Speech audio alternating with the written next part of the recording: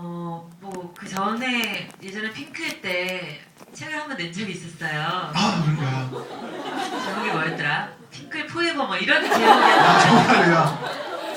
저 군대 있을 때도 핑클 관련된 책 봤어요. 네, 그때 뭐 이렇게 막 아이돌즈 인기 많을 때는 책이 나오면은 또 그걸로 이렇게 수익금을 순전히 돈 목적으로 많이 내잖아요, 사실은. 네네. 물론 팬들한테 좋은 선물이기도 하지만. 네. 그 뒤로 뭐 이렇게 패션이나 뭐 여러 가지 책에 관한 문의가 많이 들어오긴 했었거든요. 네. 패션이나 뷰티에 관한 책을 이렇게 한참 잘 됐었잖아요. 네네. 근데 제 마음속에는 저도 어렸을 때부터 책을 굉장히 좋아하고 뭔가 책이라는 거는 봤을 때 뭔가 내 삶에 뭔가 되게 중요한 변화를 이끌어낼 수 있다거나 아니면 그 내용에 있어서 제가 되게 감명을 받는다거나 그런 것이 꼭 책이어야 된다는 저는 그런 생각이 있어가지고 계속해서 그런 책들을 문의를 받았지만 못 냈던 것 같아요. 아, 이렇게 패션만 담는 책이 과연 무슨 의미가 있을까 약간 그런 생각을 많이 했던 것 같은데 이번에 그거 말고는 근데 사실 제가 별로 할 얘기가 없었어요. 뭐 이렇게 남한테 감명 줄 수 있는 만한 얘기도 없고 네. 제 삶이 그렇게 뭐 진짜 힘드신 분들에 비해서 뭐 그렇게 막 굴곡이 많았던 것도 아니고 그랬는데 마침 제가 하고 싶은 얘기가 생겨서 이제서야 책을 낼 수 있게 된 것 같아요. 그래서 다행히도 그 책이 꼭 저만을 위하거나 어떤 이렇게 소비의 목적이 아닌 책이어서 첫 책으로는 저한테 정말 의미 있고 좋은 책이 아닌가 싶은 마음이 있어요. 네, 저자 이효리 씨입니다. 박수 한번 해주세요. 블로그나 트위터에 효리 씨 책을 읽고 많은 글들이 올라오잖아요. 네, 심지어 이제는 뭐 강아지를 잃어버렸다거나 아니면 강아지가 지금 주인을 기다린다라고 하는 멘션을 효리 언니, 뭐 효리님 RT 해주세요라는 글을 네, 굉장히 많이 와요. 받으시잖아요. 다들 어떤 이야기들을 하시나요? 멘션들 중에서. 뭐 강아지 잊어버렸다거나 뭐 입양처 찾는다는 멘션이 제일 많고요. 네. 그리고 되게 우리 아이가 오늘 뭐 세상 별이 됐는데 너무 슬퍼요. 위로해주세요. 그런 내용도 좀 많아요. 그리고 근데 우리 아이가 뭘 먹고 토를 했어요. 어떻게 해야 되죠? 뭐라든지 우리 애가 뭐 털이 심하게 빠져요. 그러니까 의사 선생님한테 물어봐야 될 만한 그런 질문들이 되게 많이 와요. 그럴 때는 되게 사람들 날 도대체 어떻게 생각하는 거지? 동물 박사로 생각하는 건가? 약간 그런 생각도 들고 그리고 또 한때는 막 이렇게 강아지 학대나 동물 학대 동영상 같은 것들이 많이 이렇게 퍼질 때는 하루에도 막 몇백 개씩 그런 동영상이 오거든요. 네. 근데 사실 그걸 보는 게 저한테 곤욕이니까 그렇죠. 동영상은 안 보고 넘기긴 하는데 되게 그렇게 중복된 네. 여러 그런 것들이 되게 많이 와요. 네. 여기 계신 분들 중에서 혹시 효리 씨에게 그런 저 팔로우 하신 분들 많이 계세요? 아, 예. 네, 많이 많이 계시네요. 계시구나. 네, 저 포함해서 굉장히 많이 계시네요. 저한테 멘션 보내보신 적 있으세요? 오늘 이제 하려고요. 아, 예. 네, 한 번 더 네, 보내주려고. 보겠습니다. 네. 자, 사실 트위터나 방송을 통해서도 많은 이야기를 해오셨는데 책을 쓰시게 되신 동기가 있다면요? 트위터나 방송은 돈이 안 되잖아요. 그래서 사실은 기부의 목적으로 하는 게 커요. 방송에 나와서 얘기하고 트위터에서 얘기하는 거는 듣기만 하지만 어떤 이렇게 이렇게 뭐 찰표님이 이제 방송에 나와서 그런 네. 얘기를 했을 때 그 어린아이를 도와주는 그 가입자 수가 막 6천 명 막 이렇게 늘었다는 그게 네. 눈에 보이는 통계가 있었잖아요. 네. 근데 사실 제가 이제 힐링 캠프에서 동물 보호에 관한 얘기를 하고 어떤 눈에 보이는 통계가 전혀 없더라고요. 네. 갑자기 뭐 유기견들이 막 몇백 마리가 입양됐다고 네. 그런 것도 없었고 그래서 이렇게 그냥 이렇게 말로 하고 흘려버릴 만한 그런 게 아니라 뭔가 실행으로 옮길 수 있고 뭔가 실질적으로 도움이 될 수 있는 일을 해보고 싶어서 책을 내게 된 것 같아요. 네. 여러분들 다들 책 읽으셨죠? 네. 자, 오늘 뭐 저보다 순심이가 더 스포트라이트를 받고 있는데 네? 나갔대요. 예. 그러니까 갖고 있었다고요. 네. 자, 워낙 이제 순심이가 유명해져서 네. 효리 씨가 순심이에게서부터 동물에 관심을 가지기 시작하신 줄 알고 계시는 분들이 많으실 것 같아요. 네, 그런데 네. 그게 아니잖아요. 그 전부터 그렇죠. 그 네. 전부터 동물을 항상 키웠었고 관심은 있었는데 근데 유기동물에 관해서 관심을 갖게 된 거는 사실 순심이를 만나면서부터 네. 많이 갖게 되고 딱 맞춰서 입장하는군요. 순심아 이리 와. 순심이 묘기 한번 또. 빵! 빵! 빵! 빵! 사람들이 많이 쑥스러운 것 같아요. 어쨌든 순심이 만나고서부터 이제 유기동물에 관심도 갖게 되고 우리나라의 유기견에 대한 실태라든지 유기동물 사설 보호소에 관한 그런 상황이라든지 그런 것들을 많이 알게 되면서 예, 제가 뭔가를 해야 되겠다, 뭔가 목소리를 내야 되겠다고 그때부터 마음을 먹게 된 것 같아요. 네. 지금도 길 잃은 동물들을 그 발견을 하시면은 네. 잘 이제 혹시 잠깐이라도 데려와서 기다리신다고 그렇죠. 네. 얘기를 들었는데 임시보호를 많이 네. 하죠. 시간 날 때마다. 자 메리 그리고 빠삐용 코코가 모두 뜻하지 않게 네. 세상을 떠났잖아요. 네. 네, 그렇게 반려동물을 보낸 경험이 여러 번이신데 다시 동물들을 가족으로 맞아들인다는 거는 쉬운 결정이 아니었을 것 같아요.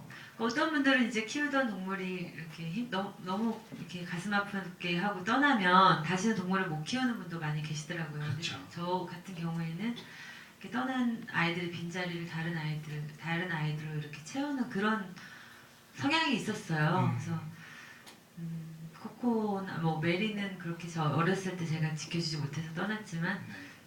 그래서 자꾸만 다른 동물들을 더 이렇게 그 공허한 자리를 메꾸려고 했던 것 같아요. 근데 그 전까지는 어떤 준비가 철저하지 못한 상태에서 동물들을 키우다 보니까 뭐 산책을 시켜준다든지 뭐 그 아이들의 욕구를 이렇게 들어주는 법을 전혀 몰랐고 네. 제 욕심만 차려서 키우다 보니까 자꾸만 안 좋은 상황이 뭐 잊어버린다거나 아니면 병으로 죽게 된다거나 그런 상황이 닥친 것 같은데 네.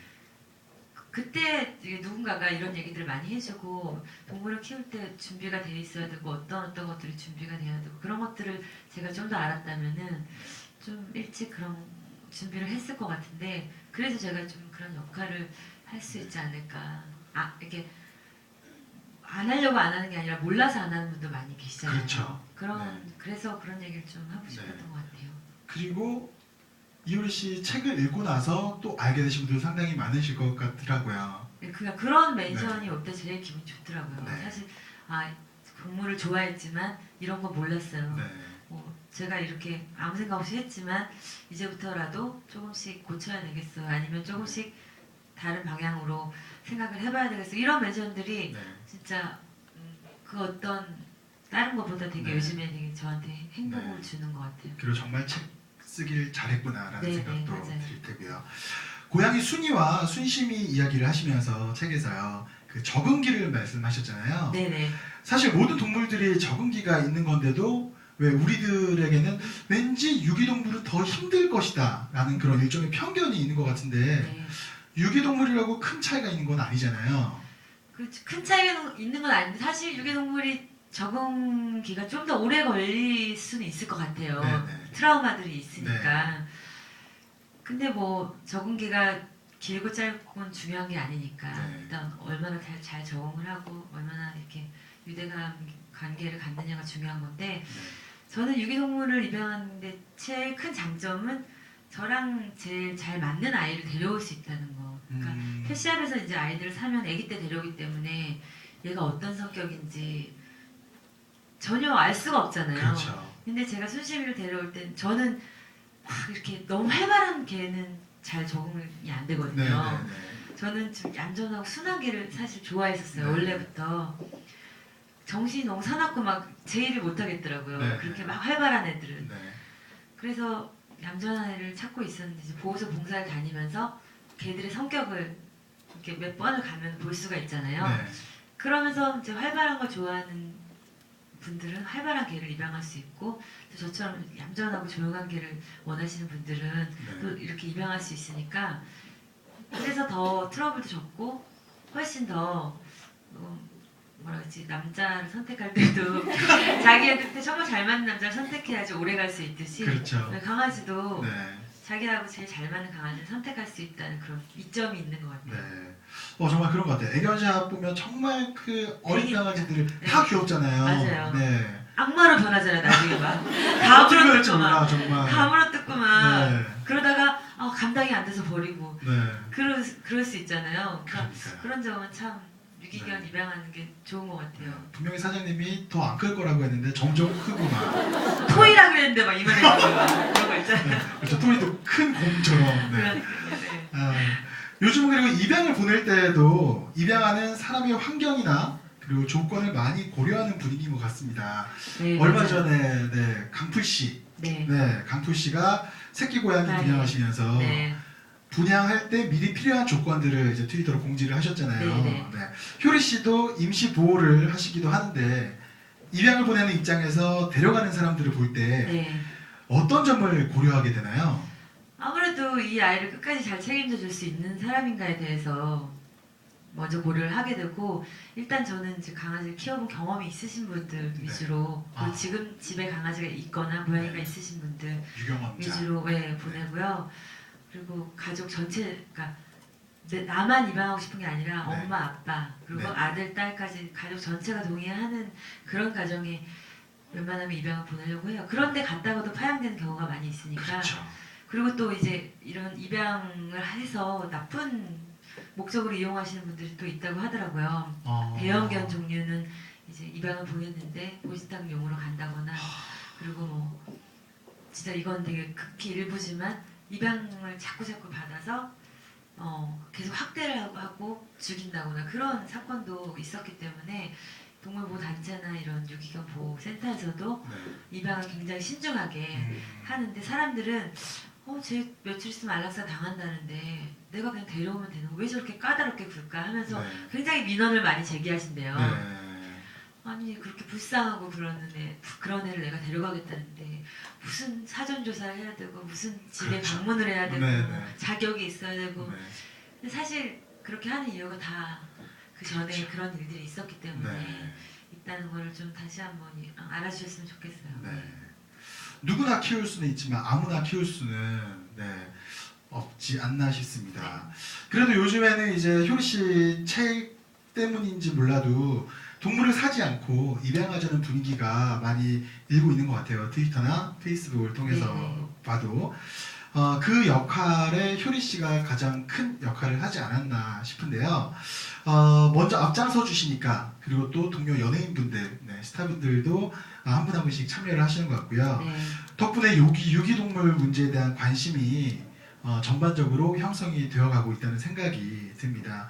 사실 동물과 관련된 문제가 이뿐만이 아니잖아요. 그렇죠. 네, 앞으로 이런 분위기가 또 어떤 흐름으로 이렇게 갔으면 하나요? 1차원적으로 일단 유기동물에 관한 문제들이 이슈가 되고 네. 사회적으로 좀 많은 분들이 생각을 하게 된 것 같아요. 근데 이제 고통받고 학대를 당하는 동물이 유기견만은 아니니까 그렇죠. 실험 동물부터 시작해서 네. 얼마 전에 또 기사에 공혈견에 관해서도 나왔더라고요. 네. 평생을 이렇게 피를 계속 뽑아주면서 네. 저희가 이제 개들을 키우면 수혈을 받아야 되는 상황이 생기잖아요. 그렇죠. 근데 우리나라에 공혈견을 키우는 업체가 한 군데밖에 없대요. 어. 거기서 한 300마리 아이들을 가둬놓고서 계속 피를 뽑는 거잖아요. 그러니까 그런 아이들 외국에서는 이제 헌혈 자기 개를 병원에 데려가서 네. 주인이 개와의 잘 이렇게 물론 개가 원하는지 안 원하는지 물어볼 수 없지만 자기 개가 건강하고 그럼 주인이 이제 개를 데려가서 헌혈을 하는 그런 시스템이 구축돼 있더라고요. 우리 사람들도 이제 헌혈 하듯이, 집에 가서 하듯이. 그러니까 왜냐면 그 300마리 몇백 마리가 이 전국의 모든 아이들의 그 피를 다 대준다고 생각해보세요. 얼마나 잔인하고 힘들겠어요. 그렇죠. 그러니까 이제 건강한 아이들을 갖고 있는 이 보호자분들께서 네. 그러니까 내 개만 중요한 게 아니라 이 살아있는 모든 이제 이 동물들의 어떤 행복과 어떤 그런 학대당하지 않는 그런 네. 거를 추구하신다면은 자기 개만 예뻐할 것이 아니라 네. 다른 이 문제들에 대해서도 관심을 갖고 사실 저도 이제 처음에 유기견 문제로 관심을 갖다가 이제 모피 동물이라든지 이제 지금은 농장 동물 공장식 축산에서 좀 학대당하고 힘들게 살아가는 아이들 때문에 채식도 시작을 하게 된 거고 그러다 보니까 실험 동물에도 또 관심이 가게 되고 그러면 과연 내가 쓰는 화장품은 동물 실험을 한 것일까 안 한 것일까 이런 거에도 관심이 가게 되고 그러다 보니까 이제 자꾸만 뭐 구조견이라든지 뭐 경찰견 그 아이들이 은퇴한 뒤에 어떻게 됐나 뭐 하여튼 되게 이게 너무 넓은 거예요 스펙트럼이 하나하나 생각하다 보니까 참 그동안 너무 몰랐던 게 많았구나 그리고 알게 모르게 희생당하는 동물들이 참 많았었구나 나 하나 때문에 그런 생각을 조금씩 하면서 자꾸 관심을 갖고 거기에 대한 어떤 나 하나라도 조금씩 줄여나가야겠다는 생각을 네. 하게 되는 것 같아요. 네. 유기견에 대한 인식의 변화에 또 딱 맞춰서 나왔네요. 순심의 역할도 빼놓을 수 없을 것 같습니다.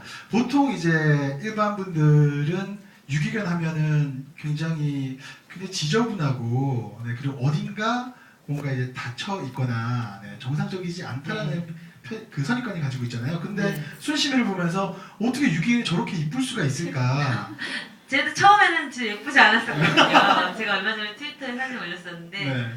바야바 같이 이렇게 머리를 하고 그러니까 유기견이나 그냥 일반 그냥 다른 개들이나 뭐 사람도 마찬가지고 저도 마찬가지고 네. 제가 씻지도 않고 화장도 네. 안 하고 막 머리도 막 그렇죠. 뭐 이쁘겠어요. 사실 똑같잖아요. 그러니까 유기견이라고 뭐 특별히 유기견으로 애초에 태어나는 계획도 없을 뿐더러 네. 예쁘게 가꿔주고 사랑해주면 누구나 다 예뻐지는 거는 여기 오신 분들 다 아실 테고 뭐 사실 유기견 보호소에 펫샵에 있는 애들처럼 예쁘지 않은 애들이 많은 건 사실이죠. 늙거나 병들거나 뭐 성격이 좀 모난 구석이 있거나 그러면은 이제 버린 경우가 많으니까. 근데 그런 아이들도 사실 잘못된 개가 있다면 그 이후에는 잘못된 주인이 있었다고 생각을 해요. 이 개의 욕구를 전혀 들어주지 않고 사실 저도 예전에 빠뿅이라는 개를 키웠는데 너무 식욕이 너무 왕성한 거예요. 그래서 막 스티로폴도 먹고 막 네. 수박도 막 이렇게 터널처럼 막 이렇게 뚫어서 먹고 심지어 화장실에 있는 휴지까지 막 먹고 막 그때는 막 진짜 도저히 못 깨우겠다. 이렇게 문제가 어떻게 돼? 얘가 이런 나한테 왔을까 네. 그랬는데 사실 지금 생각해보면 걔는 닥스훈트라고 이 사냥을 좋아하는 개인데 한 번도 산책을 시켜주지도 않고 뭐 제가 바쁘니까 놀아주지도 않고 그랬던 거예요. 네. 그러니까 사실은 문제의 견이 있으면 문제의 주인이 사실 있기 마련이거든요. 그렇죠. 그거를 좀 널리 알려서 우리 개한테 문제가 있다 싶을 때 그럼 과연 나한테 문제가 뭐가 있을까를 먼저 알고 또 어떤 배우는 기관이라든지 인터넷이라든지 요새는 그런 데도 많이 생겼더라고요. 네. 교육기관 같은 것들이. 네. 그런 데서 교육도 받고 그런 식으로 해서 좀 문제를 해결해 나갔으면 네. 좋지 않을까. 네. 이번엔 순심히 질문을 좀 해보도록 하겠습니다. 현장에서 효리 씨와 같이 네. 스포트라이트를 지금 한 몸에 받고 있잖아요. 혹시 이런 것 때문에 그 순심이가 스트레스를 받거나 하진 않나요? 수심이 되게 무던한 성격이어가지고 네. 예, 누가 뭐 지나가다 만져도 그냥 순해요. 그냥 만지나 보다 이러고.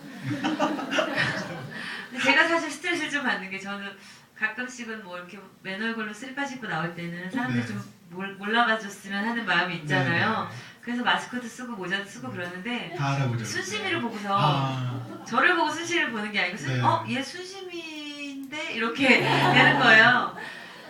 순심이용 선글라스를 맞춰야 된다. 순심이가 이제 선글라스랑 마스크를 그러니까요. 요즘 방송 나가네. 네. 요즘 또 방송 활동으로 순심이가 예전에 비해 효리 씨와 같이 함께하는 시간이 네. 조금 줄어 많지 않았을 것 같은데 혹시 그 순심이가 이제 효리 씨랑 좀 떨어져 있는 시간이 많이 있으면 네. 불안해한다거나 그러진 않나요? 쟤도 저랑 떨어져 있으면은 그 개들이 분리불안증 있잖아요. 쟤도 네. 있는데 그 분리불안증을 표현하는 방식이 두 가지가 있는 것 같아요. 네. 막 울면서 난리치는 개들이 있고 순심이는 표현을 안 하는데 네. 속으로 끙끙 앓는 것 같아요. 제가 나가도 울거나 소리치거나 짖거나 하진 않는데 네. 제가 오랫동안 이렇게 비우면 설사를 한다거나 네. 이렇게 너무 우울해한다거나 네. 밥을 안 먹는다거나 그러더라고요. 그래서 웬만하면 데리고 다니는데 네. 사실 뭐 이렇게 조명도 많고 막 사람도 많은데 데리고 다니면 좀 미안할 때가 있긴 있어요. 네. 근데 집에 있으면은 워낙 너무 스트레스를 받으니까 어쩔 수 없이 데리고 다니게 되더라고요. 네. 네. 말씀하셨다시피 순심이가 크게 기뻐하거나 노여워하거나 그런 스타일이 아닌데 보이는데 네. 순심이가 가장 좋아하는 거 그리고 가장 싫어하는 거 어떤 것들이 있을까요? 저랑 단둘이 있는 걸 제일 좋아해요. 단둘이 네. 먹을 줄 좋아하고 가장 그리고 싫어하는 건 가장 싫어하는 건 제가 다른 강아지를 인보할 때 정말 스트레스 많이 받았더라고요. 다른 강아지 개를 싫어해요, 순심이가. 개를 너무 싫어해요. 그러니까 예전에 개한테 공격당한 기억이 있었던 것 같아요. 눈이 실명된 것도 그렇고 네. 여기 송곳니도 부러지고 이런 것들이 네. 뭔가 개에 대한 트라우마가 있었나 봐요. 그래서 저희 집에 근데 계속 수시로 다른 개들이 네. 오니까 얘랑 좀 적응하면 하면 얘는 또 딴 집에 가고 또 오고 이러니까 그거에 대해서 굉장히 스트레스를 많이 네. 받아 하는 것 같아요. 얼마 전에도 트위터를 글을 올리셨잖아요. 순심이가 네네. 삐져 있다고. 장난 아니었어요. 네. 무슨 일이 있었던 건지 오늘. 네, 제가 이렇게. 15세 이제 유기견 골든 리트리버 새끼 5살이 아니라 5개월짜리가 왔는데 저도 이제 사람이다 보니까 이렇게 유기견 보호소 애들이 들어오면은 매일 체크를 해보는데 너무 나이가 많거나 아프거나 이렇게 외모가 별로 그렇게 예쁘지 않다거나 이러면 사실 포기하는 마음이 생기거든요. 그래서 웬만하면 예쁘고 건강하고 어린애로 입양이 잘 되니까 네, 네. 그런 애들한테 먼저 기회를 줄 수밖에 없더라고요. 그래서 걔도 이제 11일이 돼서 안락사를 당하는 날까지 주인이 찾지를 않아서 네. 근데 보니까 너무 어리고 예쁘고 충분히 입양을 갈 가능성이 있을 것 같아서 이제 데리고 나왔어요. 데리고 나서 집에 왔는데 골든 리트리버가 워낙 또 활발하잖아요. 5개월밖에 안 됐으니까 네.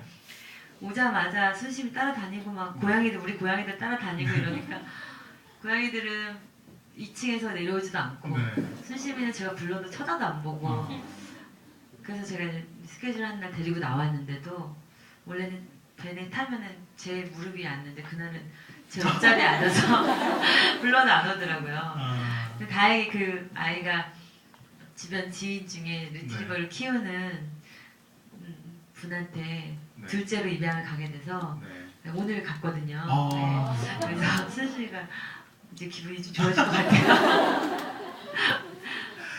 말씀하셨다시피 그 보호소에서 순심이가 이제 다른 개들에게 공격당했던 게 트라우마로 남아 있기 때문에 네. 그럴 수도 있다라는 생각이 드네요. 그 어떤 경험이 이제 트라우마로 남아서 그 이후에 그 특정 반응을 보인다거나 한다는 네. 거는 동물이나 사람이나 맞아요. 똑같은 것 같습니다. 그렇죠?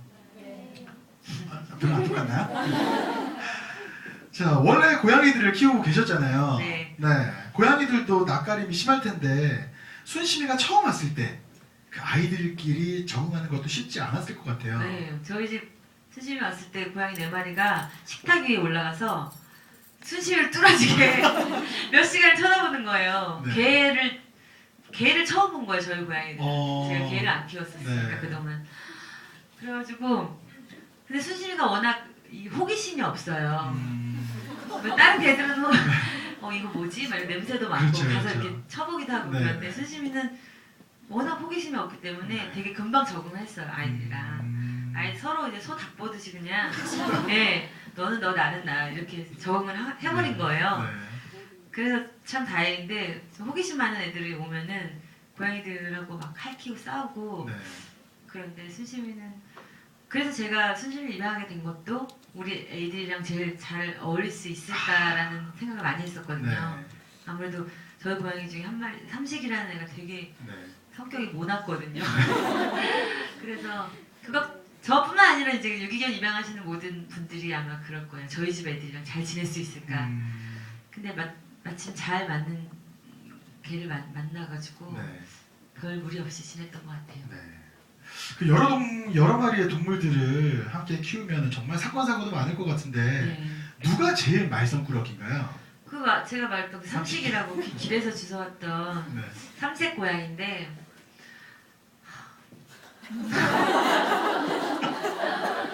진짜 보통 고양이들이 자기 똥오줌 넣는 데를 한 군데나 두 군데 정도 정해놓고 넣잖아요. 네네. 걔는 20군데가 있어요. 소파 위랑 책장 그리고 그 샤워부스 뒤에 제 손이 안 닿는 곳이에요. 거기랑 거울 뒤, 뭐 화장대 밑, 네. 침대 밑, 진짜 옷방에 그 옷 위, 네.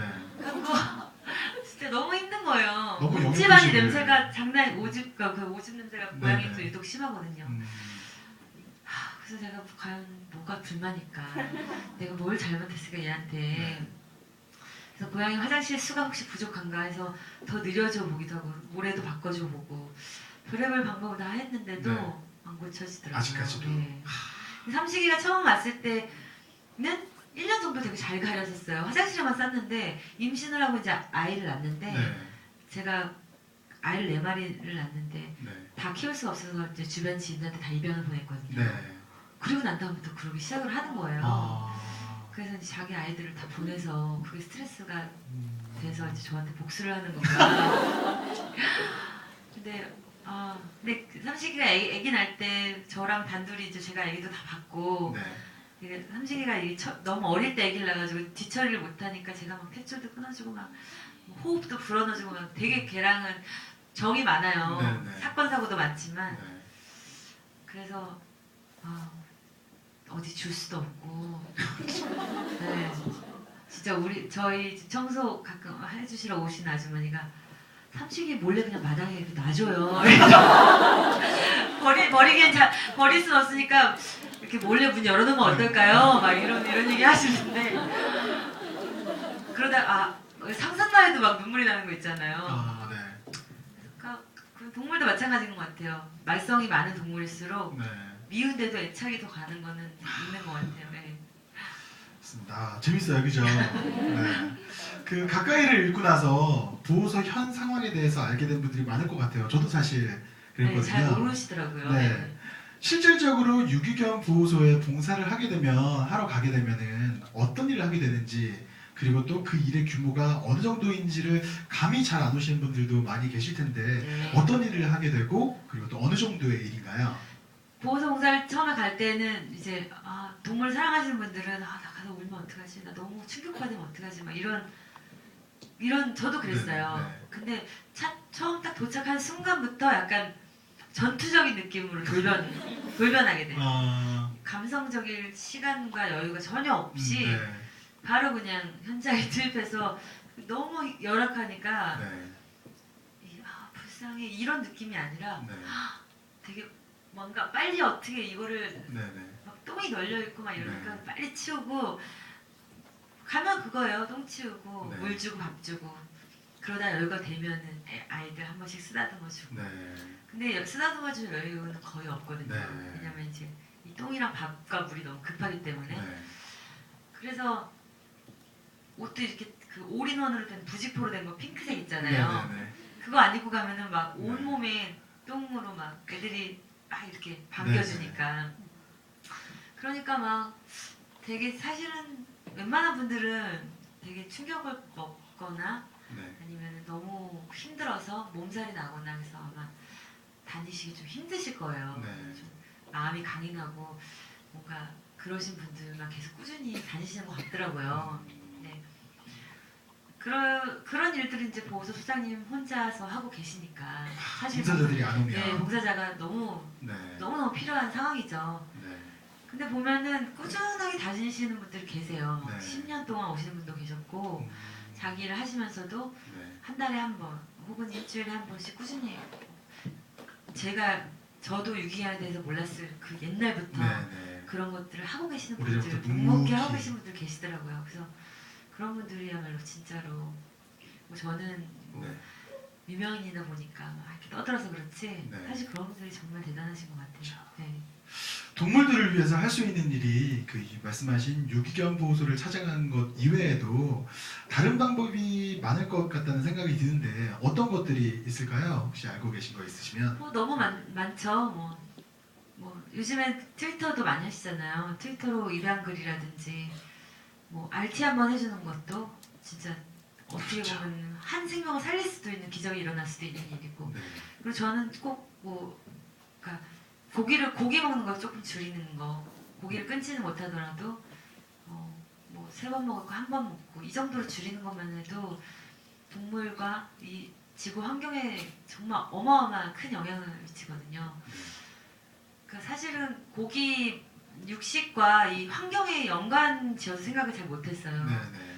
그냥 고기 안 먹는 사람들은 그냥 동물이 불쌍해서 안 먹는 거 아닌가? 유별난 사람들이 아닌가 이런 생각을 저도 했었거든요. 근데 우리가 고기 소비를 줄이는 것이 그 전 국민이 하이브리드 카를 타는 것만큼 네. 탄소를 줄일 수가 있다고 하더라고요. 그만큼 이 대량 생산되는 이 고기가 지금 여러 가지로 문제를 미치고 있는데 그냥 고기 먹는 거 한번 줄이는 거 그것만으로도 굉장히 큰 일을 할 수 있다고 저는 생각을 하거든요. 지난번에 말씀하셨듯이 그 처음부터 쉽지 않으니까 일주일에 하루 고기 안 먹는 날도 네. 정한다거나. 정한다거나 아니면 뭐 소고기를 네.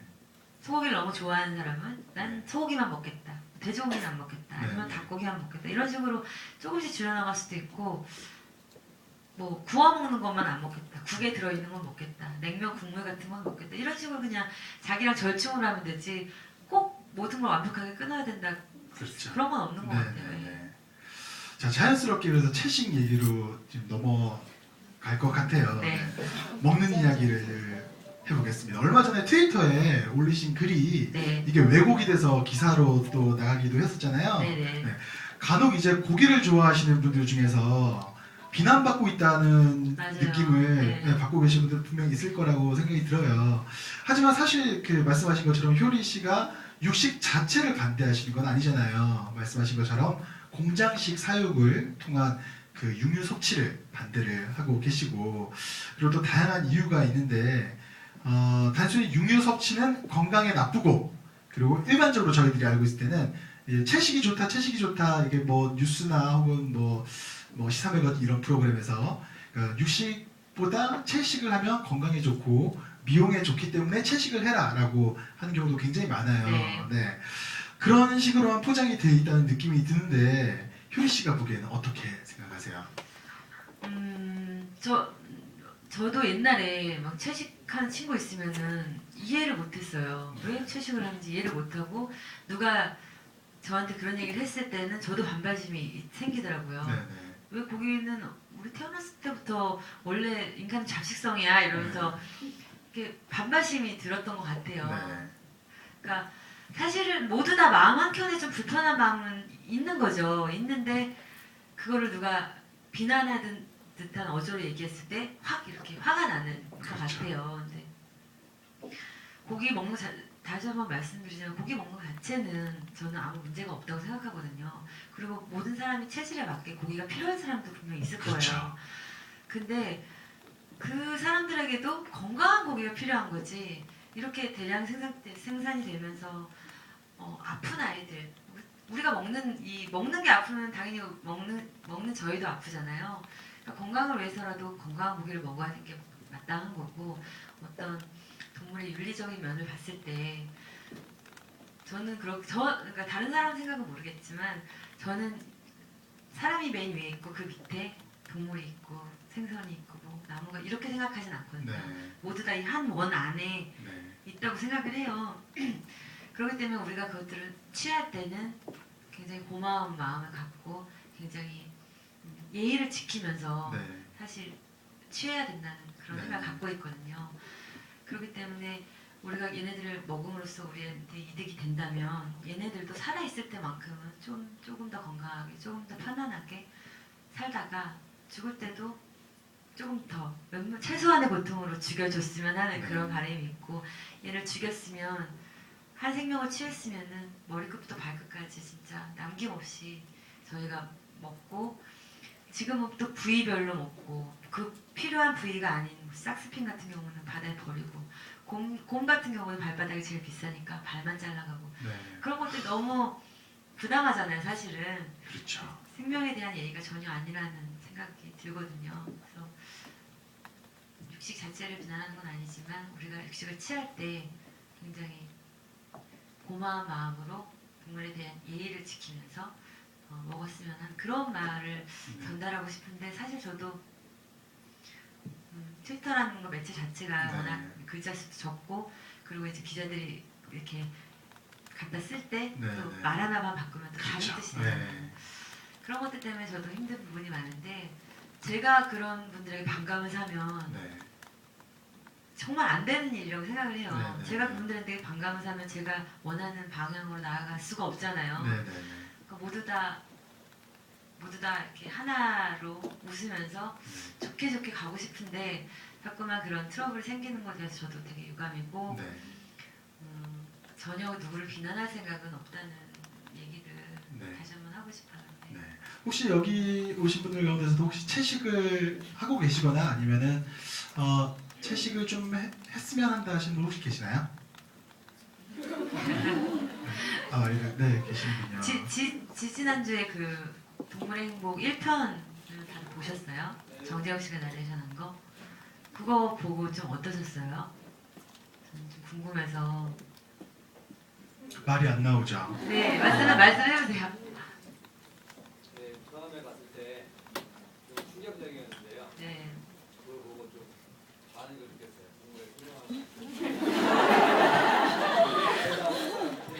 네. 채식을 저는 하려고 네. 지금 이미 시작을 했고요. 아, 예. 근데 이제 방금 유혜 씨가 말씀하신 것처럼 한 번에 확은 안 되지만 제 나름대로 기준을 만들어서 그 기준을 실천을 하고 있습니다. 네, 훌륭하시네요. 그러니까 지난주에 그 방송을 보고 많은 분들이 너무 충격을 많이 받았다는 분들이 많으시더라고요. 네. 근데 그게 지금 갑자기 생긴 그런 일이 아니거든요. 네. 그렇게 그렇죠. 10년 동안 그렇게 해왔던 일들을 이제서야 우리가 본 거잖아요. 저도 사실 2년 전에 그거에 대해서 접했고 내가 먹는 고기가 사실 이렇게 왔었구나. 내가 이렇게 먹는 햄버거가 사실 이런 과정을 거쳐서 왔구나라는 거를 알게 되는 순간 그 충격은 남자친구가 바람 피는 걸 알게 됐을 충격보다 더 심했던 것 같아요, 사실은. 확 와닿네요. 네. 제가 몇십 년 동안 아무 생각 없이 먹었던 이것들이 이런 과정을 통해서 왔다는 거에 대해서 저도 굉장한 충격을 받았고 그 뒤로는 진짜 저는 고기를 먹을 수가 없었어요, 사실은. 네. 그렇게 돼서 됐는데 요즘에 그런 방송도 많이 하고 그런 분들이 목소리를 낼 수 있는 환경이 되면서 많은 분들이 그래도 그거에 관심을 갖게 되시고 네. 꼭 채식을 하지 않더라도 내가 먹는 이 음식이 어디서 어떻게 왔는지는 알 필요성이 있잖아요. 그렇죠. 내가 먹는 것이 곧 나다라는 말이 있듯이 그거에 대해서 사람들이 알게 된 거는 되게 좋은 현상인 것 같아요. 네. 자, 책에서도 언급하셨듯이 그 동물 문제가 패션 분야와도 관계가 굉장히 밀접하잖아요. 네. 퍼 그리고 가죽 제품들이 워낙 많으니까요. 남자분들도 거의 정장에는 다 가죽으로 된 구두를 신고. 그쵸. 네. 아무리 동물이나 환경을 위한다고 해도 그 가죽이나 퍼로 만든 예쁜 아이템들은 참 포기하기 어려웠을 것 같아요. 네. 네. 포기 안 하면은 사람들 저 죽일 것 같았어요. 동물보호 한다면서 가죽 잠바 입고 다닌다고 그러고.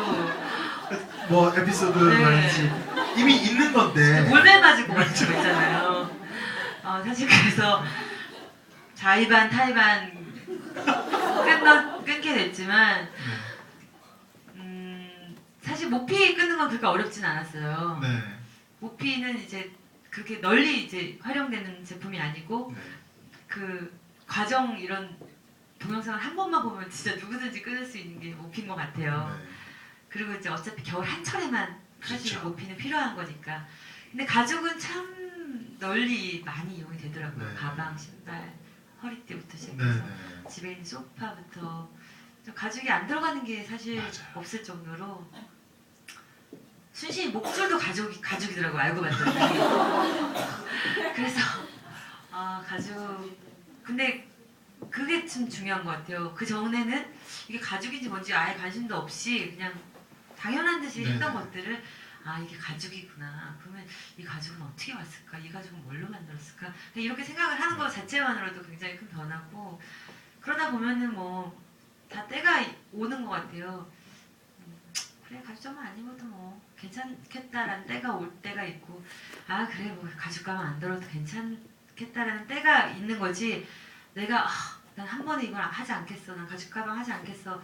그거는 누구나 힘든 것 같고 저도 좀 때를 기다리다 보니까 슬금슬금 이렇게 하나씩 네. 안 하게 되는 때가 있더라고요. 저도 아직은 신발은 가죽 신발을 신는데 웬만하면 이제 가짜 가죽 신발을 신으려고 노력을 하지만 가끔씩 집에 원래 샀던 거라든지 있는 것들은 신을 때가 있는데 또 버리면 또 버리자니 또 환경 문제고 또 신자니 또 주위에서 시선들이. 네. 네. 저는 아무래도 연예인이기 때문에 주위 시선을 더 신경 쓸 그렇죠, 수밖에 아무래도. 없는 네. 그러니까 두말하는 사람이 되고 싶지는 않았거든요. 뭔가 어떤 이미지 메이킹으로 두말하는 것 같은 그렇게 사람들이 보는 건 상관이 없지만 그럼으로써 제 얘기의 신빙성이 떨어지고 사람들이 제 말을 귀 기울여주지 않으면 네. 제가 하고자 하는 일을 할 수가 없으니까 그래서 저는 더 다른 분들보다 엄격하게 그걸 할 수밖에 없는 상황이 된 것 같은데 일반 분들은 더 이상 있는 것만 쓰겠다 더 이상 사지 않겠다라는 정도라든지 아니면 뭐 이미 고기로 다 이렇게 소비가 된 그 남은 제품으로 만든 가죽만 쓰는 또 그런 제품도 있더라고요. 아. 일부러 이제 살아있는 소를 죽이지 않고 네네네. 그런 제품을 쓰겠다라든지 어떤 단계별로 자기에 맞는 자기의 그런 타당점, 절충점을 네네. 찾아서 하시면 될 것 같아요. 네. 네. 사실 이런 가치나 신념을 지킨다는 게 일상과 많이 충돌하니까 힘이 들거나 흔들릴 때가 있잖아요. 네. 네. 그리고 또 주목을 받는 연예인이기 때문에 더더욱 그러실 테고요. 그럴 때마다 효리 씨에게 힘이 되는 건 뭘까요? 사실 그런 것들이 흔들릴 때마다 막 지나가는 여자가 샤넬백 너무 예뻐 보이고 제가 좋아하는 어떤 패셔니스타가 나왔는데 새로 나온 가죽 신발이 너무 멋져 보이고 그럴 때 힘이 되는 건 사실 없고요. 네. 그럴 때마다 이제 저한테 보내주신 욕 멘션을 받아요. 너는 안 씻냐, 너는 안 먹냐, 너는 무슨 성인 군자냐 막 그런 거 보면서 그래 내가 이런 생각을 하면 안 되겠구나. 그러면서 마음을 다잡아요. 그분들이 항상 지켜보고 있으니까. 네, 지켜보고 있는 분들 많으니까 네. 어디 맥도날드라도 갔다 사진이라도 찍히는 이민 가야 될 것 같아요. 그래서 네 그런 것들을 다잡아서 보고 그리고 또 진짜 제일 그거는 가까이 있는 동물들 뭐 순심이라든지 집에 있는 고양이들 요새는 뭐 고양이 가죽도 뻘을 만들고 한다고 그러더라고요. 그래서 이제 그런 이제 저희 집 아이들을 보면서 그래 다 다르지 않다. 이 가죽으로 희생된 이 동물과 우리 집에 내가 사랑하는 이 가죽으로 생각하는 이 동물이 진짜 다르지 않다라는 생각을 계속 다잡으면서 네. 하는 것 같아요. 본인의 영향력을 알고 좋은 방향으로 쓰고 싶다고 이제 책에 그렇게 써주셨는데 이 책도 같은 맥락으로 이해가 되고요. 그리고 지금 이제 방송하고 계시는 골든 12라는 방송도 그렇고요. 앞으로도 가까이나 골든 12와 같은 활동을 쭉 하실 생각이신가요? 근데 알면 알고 알수록 하면 할수록 약간 저의 제가 연예인이잖아요. 네. 저의 이 직업 자체가 제가 하려는 일과 되게 이렇게 상충되는 게 너무 많은 거예요. 광고도 마찬가지. 물론 동물과 직접적인 관계가 없는 광고를 하더라도 뭔가를 소비를 부추기는 일을 할 수밖에 없는 거고 그리고 이제 쇼 프로그램 같은 데 나갔을 때도 제가 입는 옷이라든지 뭐 제가 네. 하는 액세서리 이런 것들이 계속해서 사람들에게 소비를 자극시킬 수밖에 없는 거고 그렇죠. 그래서 사실 요새 되게 생각이 많아요. 네. 계속 이 일을 하면서 점점점 고민이 많아질 것 같은 생각이 들더라고요. 네.